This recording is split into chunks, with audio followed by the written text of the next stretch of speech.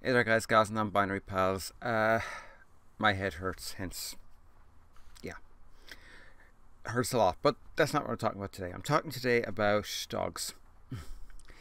Most of you know I have two dogs. I have a Papillon mix named Lulu, who Hannah is utterly in love with. When the lockdowns end, she really should come out here and meet Lulu. Just saying.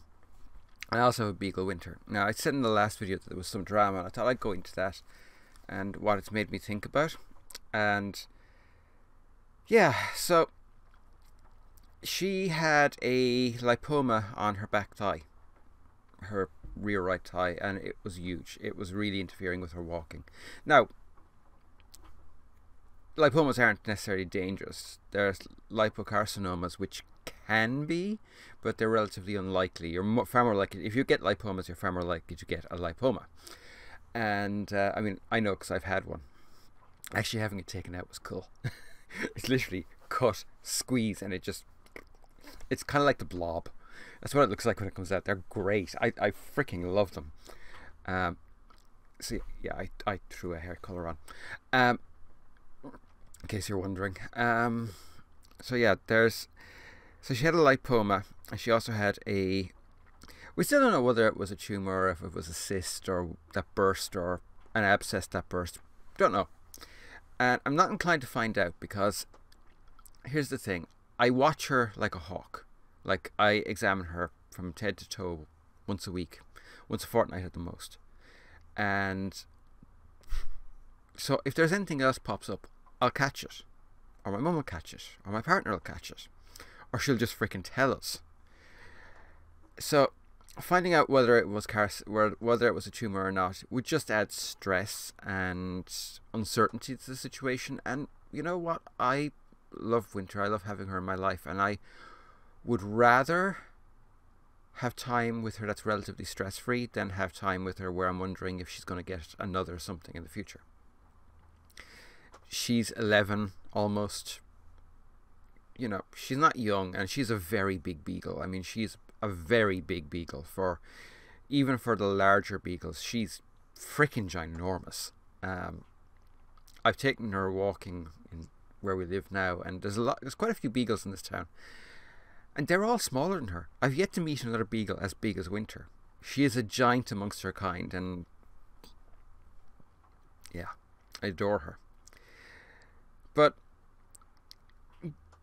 when stuff like this happens, because I rely on Winter a lot for my mental health, and I really do. She helps me so much when I'm having a PTSD episode, when I'm having panic attacks, even when I'm having a migraine. She helps so much. It's really frightening when anything happens, because I'm like, is this the time?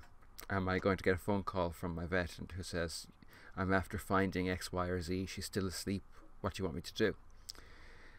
Now, the great thing is, I know my vet will make that call.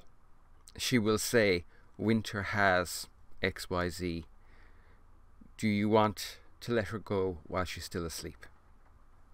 It's great having a vet you can trust to do that, because a good vet is hard to find, and our vet is great. She is an amazing vet. I have nothing but praise for her. If you're wondering, she's the vet on the hill in Leixlip. Seriously, if you have a pet and you're in that area and you're looking for a really good vet, she's the one. She's an amazing vet. So, you know, that's great, but I'm always wondering, is this the trip where Winter is I'm going to have to say goodbye to Winter?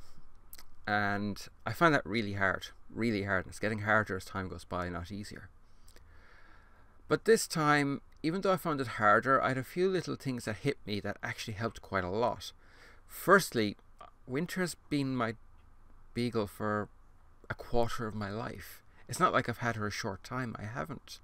She has been part of my life for 11 years. I'm 43.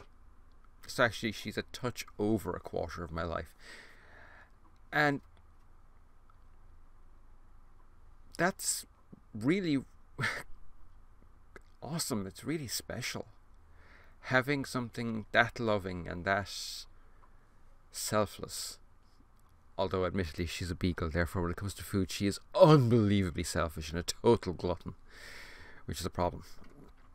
But anyway, you know, besides food, she is very selfless. She's very loving. She's very affectionate. She will, if you're upset, she's upset. You know, she's one of those dogs. Like most larger breeds, she has that emotional intelligence. And just having her for this long is amazing.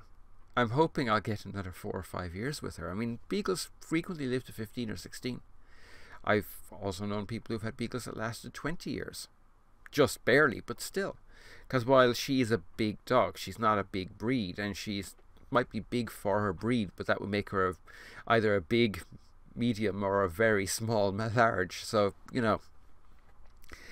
But yeah, I think this time I realized that I've been very lucky to have her. Really lucky. She's inside in her bed now, and I know she's sound asleep and snoring. And probably Lulu is looking at her with disgust and planning to do something unpleasant to her, but that's Lulu. I've been really lucky to have her. And as I said, I hope I'll have her for an awful lot longer, because I love her. She's really good for me. But even though we take extremely good care of her, we now know we need to take even better care of her to keep her around longer. So that means more walks as soon as she's healed, because she still has stitches and I'm not willing to hurt her by overwalking her. We've changed her feeding completely. She now gets basically minced stew every day. A really, really healthy minced stew. Seriously, boil some mince and put some carrots and parsnip and peas into it.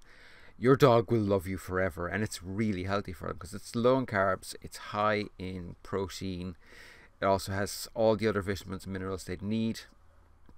You know, they love that shit. They just love it.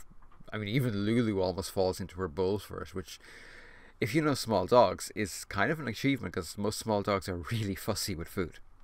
At least I've never known a small dog that wasn't fussy about food. So yeah, we're just going to have to take better care of her, and I'm okay with that. I mean, admittedly, walking out in the sun is really not fun for me, because it actually hurts my skin quite a bit, but worth it for my beagle. She's a good beagle. She's a very good beagle. She's the best beagle. But yeah, I suppose really what I'm trying to say is, if you have a dog, go out of your way to find a really good vet. Go out of your way to find a really good diet for them. Exercise and play with them. Give them cuddles and love and scritches, because they deserve it. And just remember that even if it seems like a short time they'll be with you, it's usually a huge percentage of your life. A huge fraction of your life that they're actually with you. Dogs are awesome. Anyway, I'll be back again in a couple of days' time with something else. In the meantime, be good. Bye for now.